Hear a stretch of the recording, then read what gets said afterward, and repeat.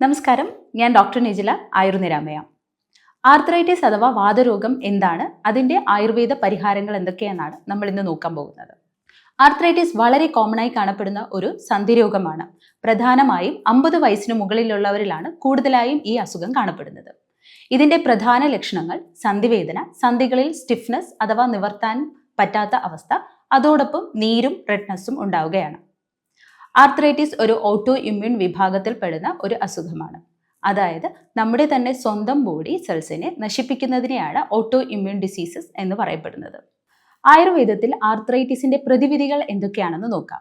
ആയുർവേദ മരുന്നുകൾക്കൊപ്പം പുറമെയുള്ള ചികിത്സകൾ, അതായത് ഓയിൽ മസാജ്, ഓയിൽ പൂളിംഗ്, പൊടിക്കിഴി, ഇലക്കിഴി, നവരക്കിഴി ഇവയെല്ലാം തന്നെ ജോയിൻസിന്റെ സ്ഥിരതയും ബലം വീണ്ടെടുക്കുന്നതിനും സഹായിക്കുന്നു. ഇതോടൊപ്പം പഞ്ചകർമ്മ ചികിത്സകൾ ചെയ്യുന്നതും ഇമ്മ്യൂണിറ്റിയെ വർദ്ധിപ്പിക്കുന്നതിനും ബലം ജോയിൻസിന് കൂടുതലാക്കുന്നതിനും സഹായിക്കുന്നു. ഇതോടൊപ്പം തന്നെ ഇത് ഇൻഫ്ലമേഷനെ കുറയ്ക്കുന്നതിനും സഹായിക്കുന്നുണ്ട്. വീട്ടിൽ തന്നെ ചെയ്യാൻ പറ്റുന്ന 1-2 പ്രതിവിധികൾ പറഞ്ഞു തരാം. മുട്ടിനു ചുറ്റും അതല്ലെങ്കിൽ മറ്റേതെങ്കിലും ജോയിൻസിൽ നീരുണ്ടെങ്കിൽ പുളിയില അല്ലെങ്കിൽ മുരിങ്ങയില ഇവ ഇന്ദുപ്പിനോട് ചേർത്ത് നന്നായി അരച്ചിടുന്നത് നീർവീക്കം കുറയ്ക്കുന്നതിന് സഹായിക്കുന്നു.